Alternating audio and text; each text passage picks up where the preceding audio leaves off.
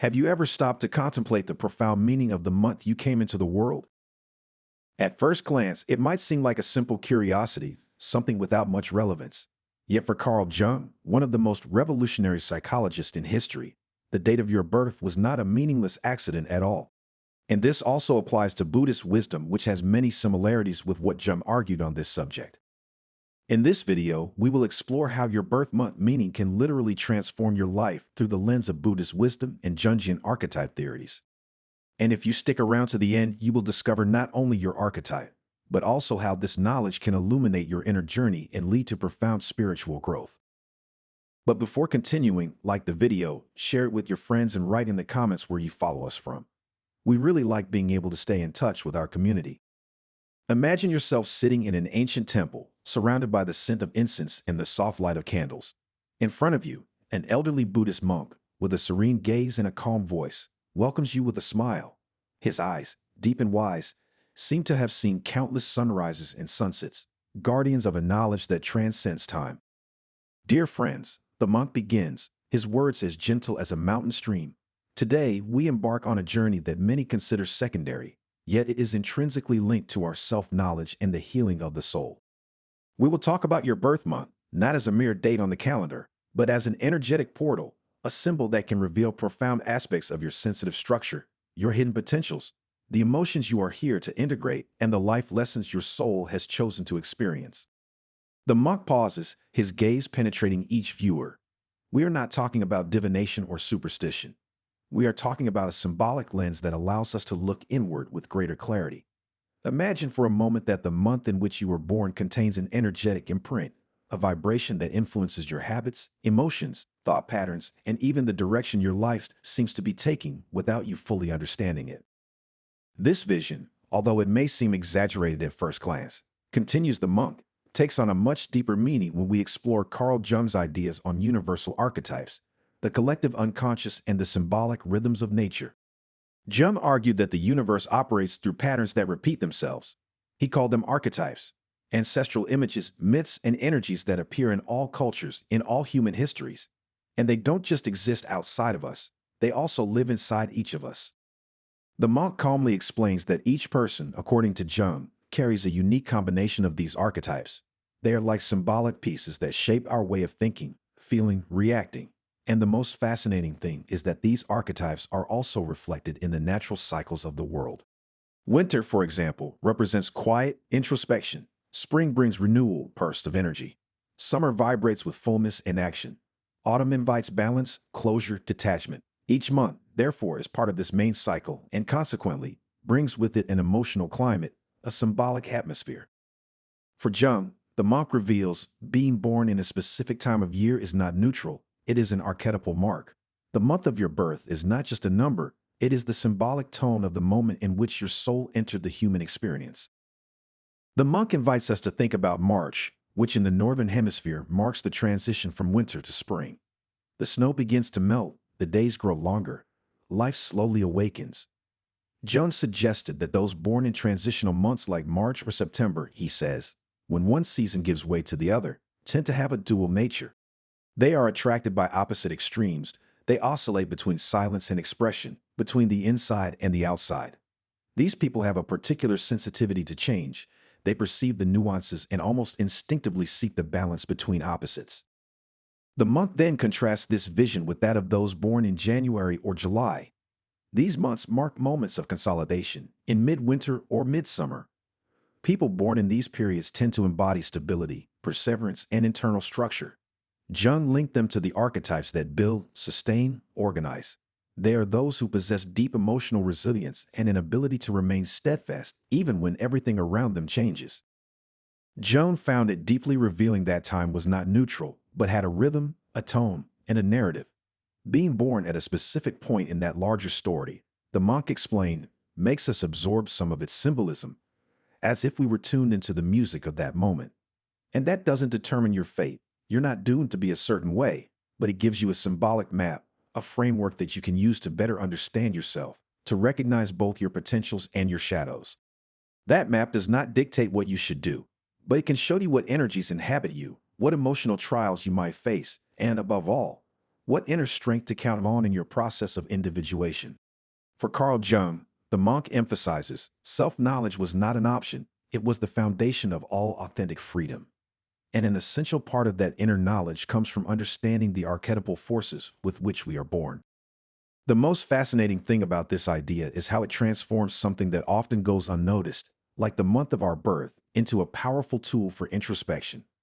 Suddenly, that date on your birth certificate stops being a simple administrative data. It becomes a symbolic gateway, a way to connect your life with the deep rhythms of nature, psyche, and soul. The monk invites us to ask ourselves a central question. What does your birth month reveal about the trajectory of your soul?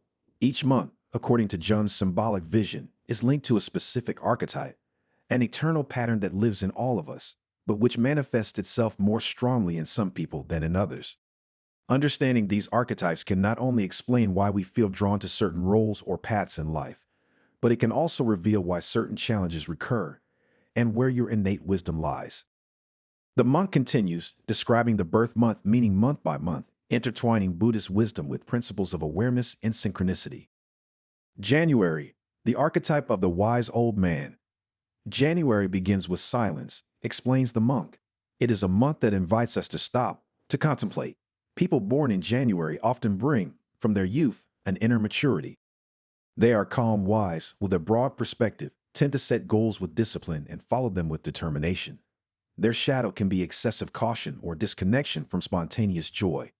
Their path of spiritual growth is to remember that wisdom can also be soft, playful, and lively. February, the archetype of the visionary or revolutionary.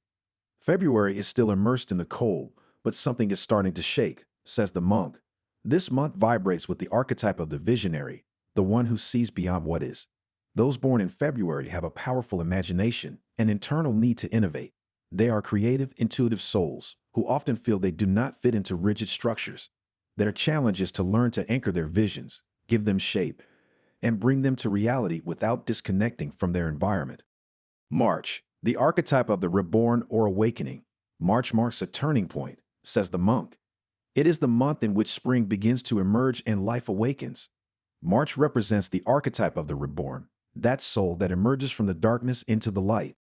People born in March have a very deep emotional sensitivity, with a special connection to art, spirituality, or natural cycles.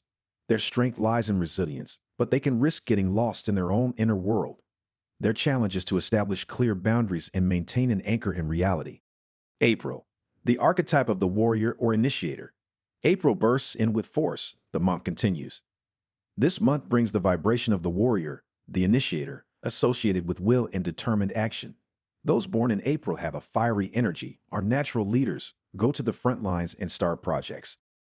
But the warrior, if not in balance, can become impulsive or overly competitive. Their lesson is to cultivate the wisdom of rhythm, knowing when to move forward and when to stop, understanding that true strength also knows how to wait. May, the archetype of the builder or lover of simplicity. May comes with flowers with stability, says the monk. Jung connected this month with the archetype of the builder, the soul that creates with patience, that takes care of details. Those born in May are sensual people, connected with the pleasure of the tangible. They have a deep loyalty and a desire to build something that will last. Their challenge is not to get trapped in the comfort zone. The evolution of the builder is to learn to adapt without losing your center. June, the seeker or mediator archetype. June is the middle of the year, explains the monk. It is a month of transition, of light, expansion, exploration. June vibrates with the archetype of the seeker, the restless soul that yearns to understand. Those born in June have a lively curiosity, an agile mind, and a heart that searches for meaning. They are natural mediators, capable of seeing multiple perspectives and uniting extremes. But the researcher can also be lost among many ideas. Their challenge is to learn to concentrate their energy, to cultivate depth without losing openness. July, the protector or caretaker archetype. July comes with warmth, with family gatherings, says the monk. It is a month of nurturing emotional connection and symbolic homecoming. Jung associated this period with the caregiver archetype. Those born in July have a developed emotional intelligence, are compassionate and loyal.